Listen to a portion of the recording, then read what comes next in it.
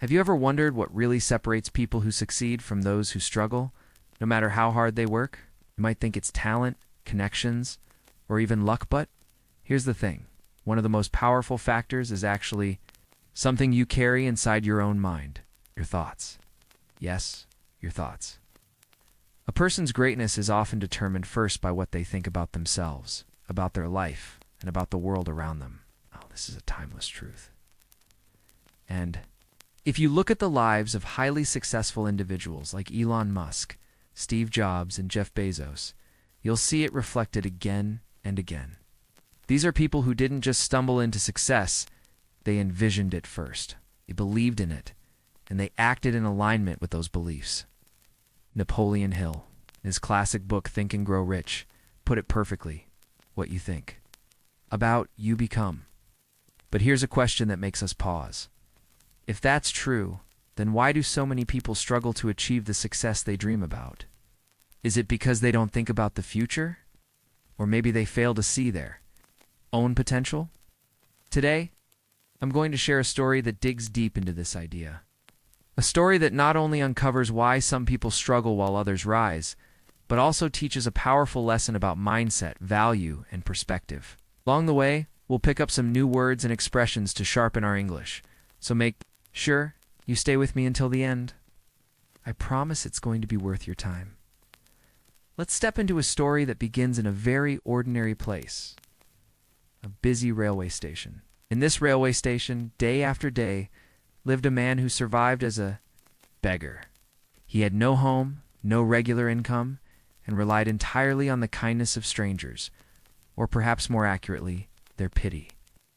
Every morning, as the trains arrived and passengers hurried past, he would stretch out his hand, hoping someone would drop a coin. That was his life. One morning, as he sat at his usual spot, he noticed something different. A man stepped onto the platform, walking with a calm confidence that immediately caught his attention. He was well-dressed, in an impeccably tailored suit, shoes polished to a shine, and carried an air of authority that was hard to ignore. To the beggar, this man wasn't just another commuter. He seemed like someone who had the world at his feet. The beggar thought to himself, he must be rich. If I ask him for money, surely he will give me something generous. With hope in his heart, he approached the man and extended his hand, ready to plead for a coin. But instead of giving him money, the businessman looked at him directly and asked a question that stopped the beggar in his tracks. Do you always just take from others? Have you ever given anything to anyone? The beggar was stunned. He had never been asked anything like this before. Confused, he stammered, "Sir, I'm just a beggar. I survive by asking for alms. I have nothing to give to anyone." Businessman smiled, not mockingly, but with a quiet wisdom, and said, "If you truly believe you have nothing to give, then you also have no right to ask for anything. I am a businessman. I believe in exchange. If you can offer me something I can value, then I can give you something in return. But if you have nothing to offer, then I cannot give you anything either." And without another word, the businessman walked away and boarded his train. The beggar stood there frozen, replaying those words over and over in his mind. For the first time, he began to see a different perspective. Up until now, he had assumed that receiving without offering anything in return was normal, that this was simply how the world worked for someone like him. But the businessman's words were clear and simple. If you want to receive, you must first give. That night, the beggar lay awake, staring at the ceiling of the station's old, dusty shelter. He thought about what he could possibly offer. I'm just a beggar. I have nothing. How can I give? And yet, the businessman's words echoed in his mind relentlessly. If you want to receive, you must first give. 2 days passed, and the beggar didn't ask anyone for alms. He spent every waking moment thinking, brainstorming, imagining what he could do. On the third day, as he sat near the tracks, something caught his eye: a patch of wildflowers growing just beyond the platform. Their vibrant colors were almost hypnotic in the morning sunlight. A small oasis of life and beauty amidst the gray concrete and steel. And then an idea struck him like a spark. What if, instead of just taking, he could offer something in return? Something small but meaningful? What if every coin he received could be accompanied by a gift, something that brought a smile to someone's face? Determined, he gently picked a handful of flowers, careful not to crush them, and returned to his usual spot. The first passenger approached and handed him a coin. Smiling, the beggar offered a flower in return. To his amazement, the person accepted it with joy, a smile spreading across their face. And just like that, something began to change. Over the next few days, he noticed a pattern. As long as he had flowers to give, people donated generously. When he ran out of flowers, the coins slowed to a trickle. He began to understand the lesson in a profound way. People don't just like receiving, they like receiving something meaningful in return. There's an exchange, a balance, and once he tapped into it, everything began to shift. By the end of the first week, the beggar's life had started to change in subtle ways. People smiled at him, greeted him, and even asked for flowers sometimes, wanting more than just to give money. He was beginning to see the power of offering something first. The power of value, and most importantly, the power of changing his own mindset. As the days passed, the beggar became more intentional with his actions.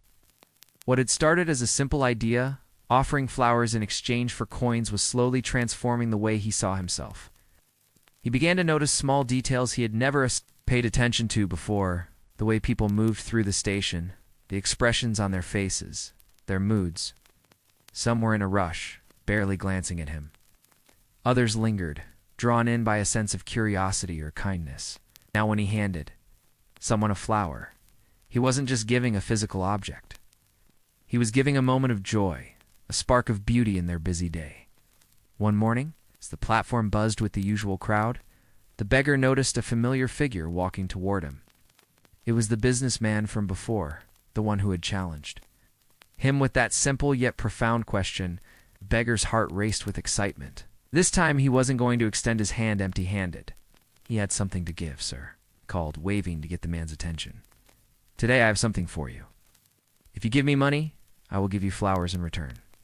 The businessman looked at him carefully, a small smile forming on his lips. He handed the beggar some cash and accepted a few flowers. Then he said something that would forever change the beggar's understanding of himself. You have truly understood the value of exchange, the businessman said.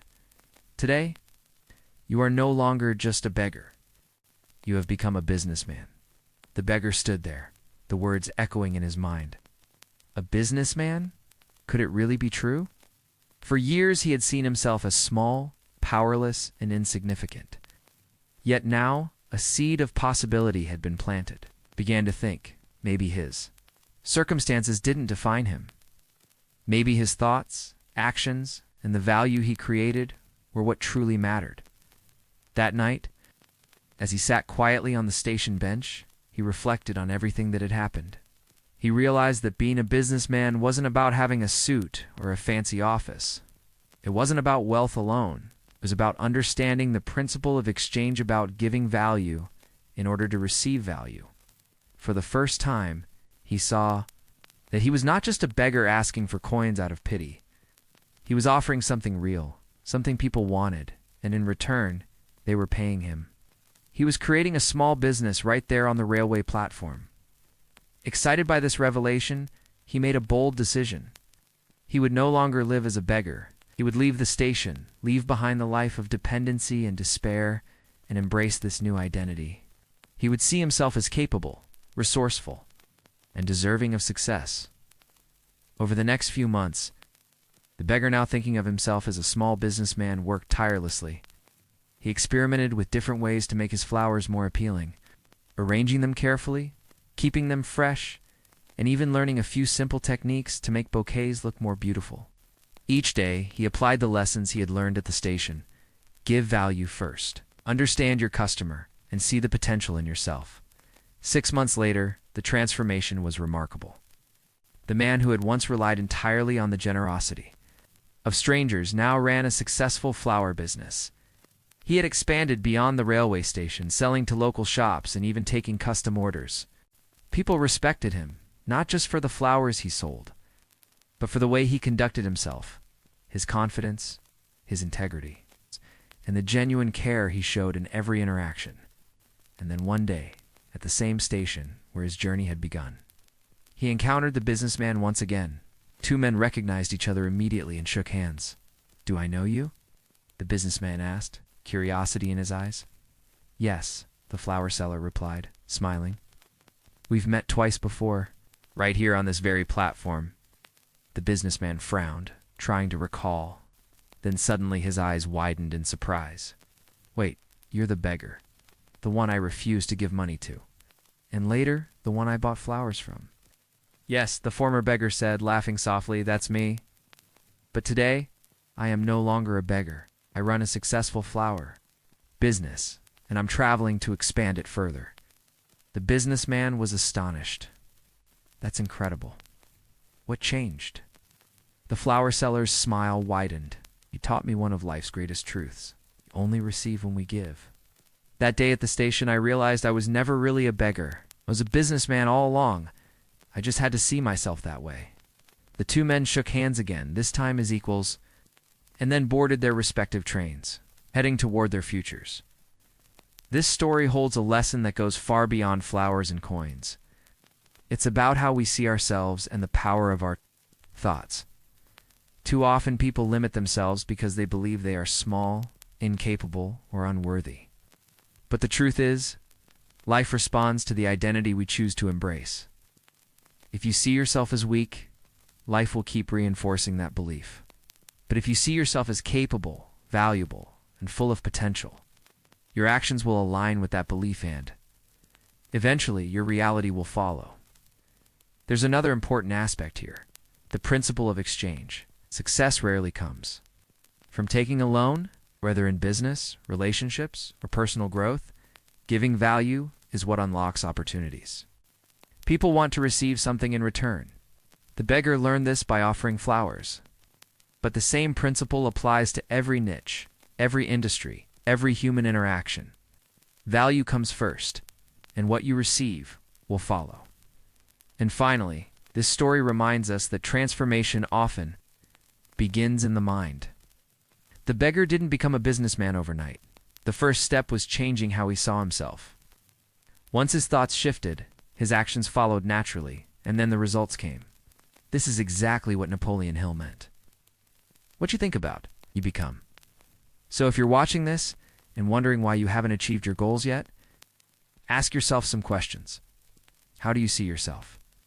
Are you thinking like someone who is capable and deserving of success?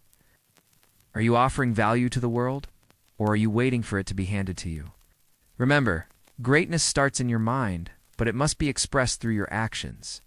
Take a moment today to identify one small way you can give value to someone else. It could be a skill, a piece of advice, a small gift, or even a smile. You do this consistently. You begin to shift your mindset, your habits, and ultimately your future. And here's a bonus insight. The more you give, the more you learn about yourself. The beggar discovered his own potential when he stepped outside the box of his limited identity. You can do the same. Life is shaped not by our circumstances, but by how we perceive ourselves and the choices we make in response to those perceptions. Now that we've seen how the beggar transformed into a successful flower businessman, let's pause and reflect on the bigger picture. What happened at that railway station wasn't just about flowers or money. It was about mindset, perspective, and the fundamental laws of human interaction that govern every area of life. The first key takeaway is this: your thoughts shape your reality. For years, the beggar believed he was powerless, incapable, and destined to live a life of scarcity. That belief kept him trapped. It didn't matter how many coins people dropped into his hand, he saw himself as a beggar, so he experienced the limitations of that identity. Only when he began to see himself differently, when he started thinking like a businessman rather than a beggar, did his reality begin to shift. Think about that for a moment. How often do we limit ourselves simply because of the identity we've accepted for ourselves? We tell ourselves, I'm not smart enough. I don't have the resources. I'm too old, too young, too inexperienced. But these are just thoughts. They're mental stories we've learned to believe. And as Napoleon Hill said, What you think about, you become. When the beggar thought of himself as a businessman, he acted like one, and eventually, he became one. The second lesson is the power of giving. People naturally respond to value. This is true in business, in relationships, and in every niche of life. The beggar's first breakthrough came the moment he offered something flowers to those who gave him coins. Suddenly, the act of receiving became not just possible, but joyful. Why? Because there was exchange. There was balance. People love to give, but they also love to receive. And when you can create that balance, you open doors that were previously closed. This principle applies far beyond a railway station or a flower business. Think about your own life, whether you're trying to grow your career, start a business, or even strengthen personal relationships. The first question should always be, what value can I give? When you focus on giving and creating something meaningful, helpful, or beautifully, attract opportunities, respect, and yes, even wealth. And the third lesson ties both of these together. Action transforms thought into reality. Thinking like, a businessman wasn't enough for the beggar. Simply having the idea that he could give value wasn't enough either. He had to act. He had to gather flowers, arrange them carefully, and offer them with sincerity. Every action reinforced the mindset shift and gradually created tangible results. Here's an important nuance. Transformation is rarely instant. The beggar didn't wake up one day and become rich overnight. It was a series of small, deliberate actions, each grounded in the new identity he chose to embrace, that led to his ultimate success. The same applies to all of us. Small, consistent actions aligned with a positive, empowering mindset compound over time. Now, let's bring this closer to home. How can you apply these lessons in your daily life? There are 3 practical steps you can take today. Shift your identity. Start by asking yourself how you see yourself. Are you thinking like someone who is capable and deserving of success? Or are you unconsciously limiting yourself with a story of inadequacy? Write down the qualities of the person you want to become and start acting as if you already are that person. Offer value first. Identify one way you can give something meaningful to others today. This doesn't have to be money. It could be your time, knowledge, encouragement, or creativity. Giving value first is not just generous. It's strategic. It creates a cycle where both parties benefit, and it opens doors that were previously closed. Take consistent action. Ideas alone are powerless. Action is the bridge between thought and reality. Take one small step every day that aligns with your new mindset and the value you want to create. Over time, these small steps compound into real transformation. Let's go back to our story for a moment. The former beggar's journey was not only about business success, it was a metaphor for life. Life rewards those who recognize their potential, offer value, and take action. Those who remain passive, waiting for luck, or for someone else to save them, often remain trapped in the identity they've accepted. But here's the empowering part. It's never too late to change, no matter where you are right now.